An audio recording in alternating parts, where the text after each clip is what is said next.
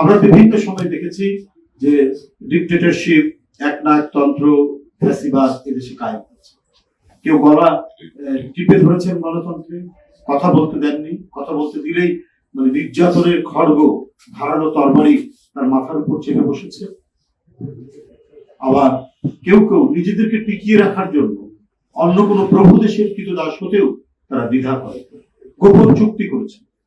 গোপন চুক্তি তারা সাহস পায়নি জনগণের কাছে সেটা প্রকাশ, তারা জনগণের মধ্যে কি পরিমাণ মানে ক্ষোভ হবে, বিক্ষোভ হবে এই হবে, কিন্তু তারা করেছেন।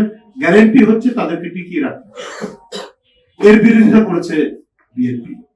বিএনপি সবসময় সার্বভৌমত্ব এবং স্বাধীনতাকে ঊর্ধ্বে তুলে ধরেছে এই ব্যাপারে কোনো আমাদের আপোষ নেই। তাই প্রতিটি সীমান্ত হত্যা, প্রতিটি রক্তাক্ত ঘটনায় এবং কয়লা পুড়িয়ে রামপাল বিদ্যুৎ কেন্দ্র তৈরি করা, এবং এটা করলে পরে আমাদের পরিবেশ, আমাদের গাছপালা, জীব বৈচিত্র্য এবং মানুষ সবাই বিপন্ন।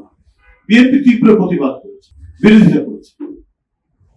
শেখ হাসিনা শুধুমাত্র টিকে থাকার জন্য একটি প্রাইভেট কোম্পানির সাথে চুক্তি করে রামপাল বিদ্যুৎ কেন্দ্র। এই যে একটি জাতীয়তাবাদটা কি? জাতীয়তাবাদ হচ্ছে যে নিজেরকে মানে নিজের যা কিছু আছে, আমার সম্পদ, আমার দেশ, আমার আকাশ, আমার মাটি, আমার এই ভৌগোলিক সীমানার মধ্যে যা আছে সেটার সম্পর্কে আমার গর্ব করা, সেটা সম্পর্কে অহংকার করা, তারাই হচ্ছে জাতীয়তাবাদ। আজকে সেই অহংকারে উদ্দীপ্ত হয়ে, সেই গৌরবে উদ্দীপ্ত হয়ে আজকে আব্দুর রশিদ জিতু এবং তার সহকর্মীরা বিএনপি এবং ছাত্র দলে যোগদান করেছে। এই সঠিক রাজনৈতিক দর্শন দিয়ে গিয়েছিলেন জিয়া রহমান, তাকে বেড়ে ফেলা হয়েছে। তিনি শাহাদাত বরণ করেছেন যা দেশীয় এবং আন্তর্জাতিক চক্রান্তে, কিন্তু তার রেখে যাওয়া যে মহাসত্য রাজনৈতিক দর্শন এবং আদর্শ, এটাকে ম্লান করতে পারে।